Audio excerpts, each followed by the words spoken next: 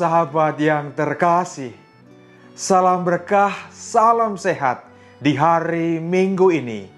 Apapun yang kita alami dalam perjalanan hidup ini, percayalah bahwa Tuhan selalu membuat jalan ketika sepertinya sudah tidak ada jalan.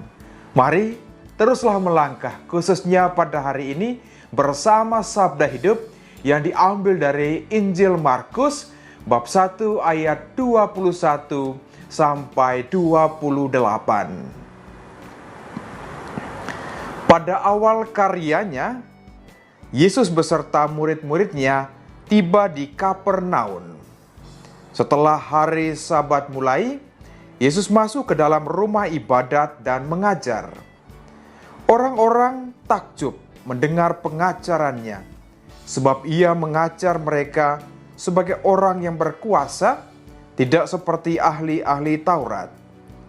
Pada waktu itu, di dalam rumah ibadat itu, ada seorang yang kerasukan roh jahat. Orang itu berteriak, "Apa urusanmu dengan kami, hai Yesus orang Nazaret? Engkau datang hendak membinasakan kami?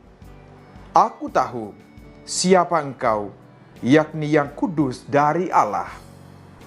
Tetapi Yesus menghardiknya, katanya, "Diam, keluarlah daripadanya."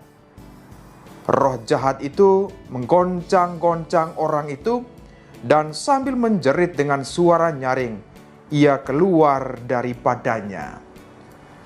Mereka semua takjub, sehingga mereka memperbincangkannya, katanya, "Apa ini? Suatu ajaran baru? Guru ini berkata-kata dengan kuasa. Roh-roh jahat pun ia perintah, dan mereka taat kepadanya."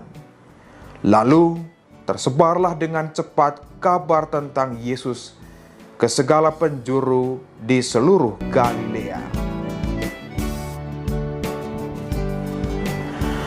Para sahabat yang terkasih, decak kagum itu saja tidak cukup, atau perbuatan saja juga tidak cukup.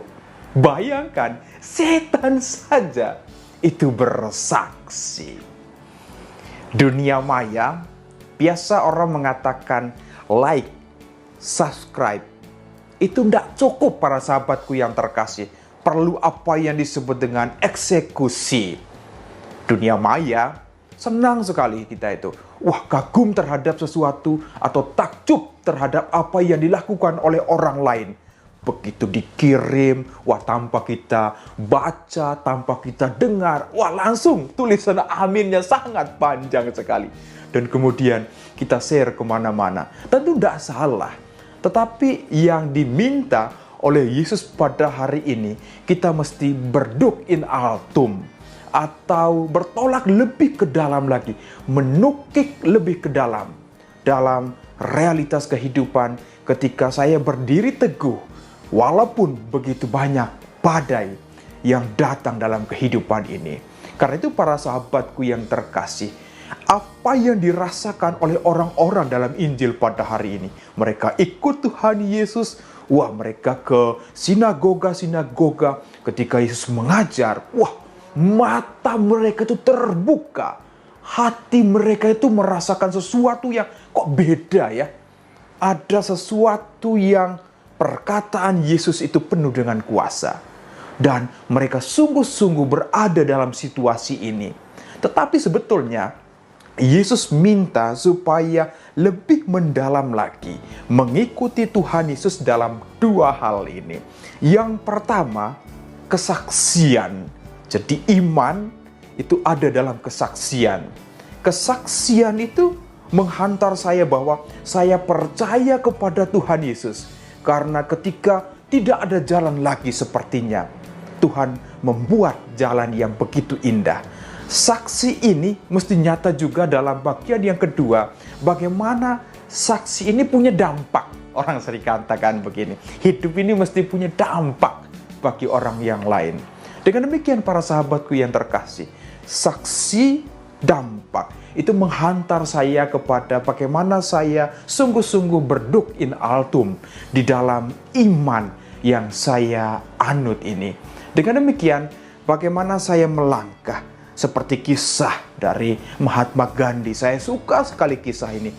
Seperti dia dulu pernah dibuang di Afrika Selatan, dan di sana dia menemukan Injil ini, khususnya sabda bahagia Yesus.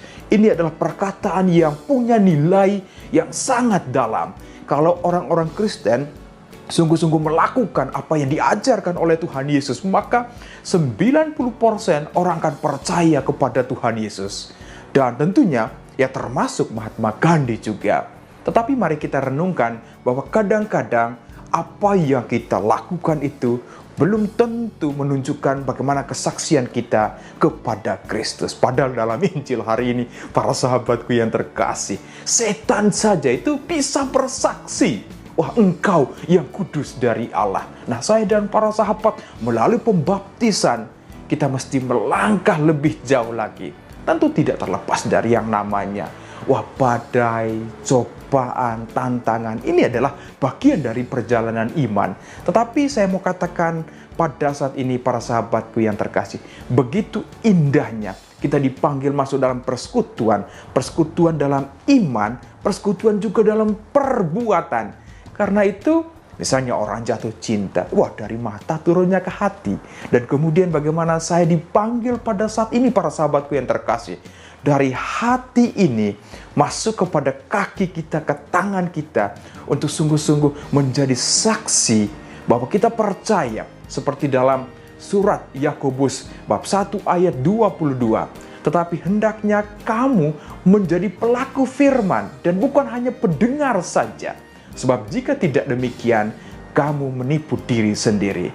Dengan demikian, mari para sahabatku yang terkasih, di tengah situasi seperti saat ini, inilah kesempatan kita untuk sungguh-sungguh bersaksi. Bersaksi dengan kata-kata, dengan perbuatan-perbuatan kita terhadap sesama yang ada di sekitar kita. Inilah kekuatan kita pada saat ini. Dan kita percaya bahwa ketika semuanya seperti sudah tidak ada jalan, Tuhan selalu membuka jalan untuk saya dan para sahabat. Karena itu tetaplah berharap, percayalah apa yang sudah dirancangkan oleh Tuhan Yesus.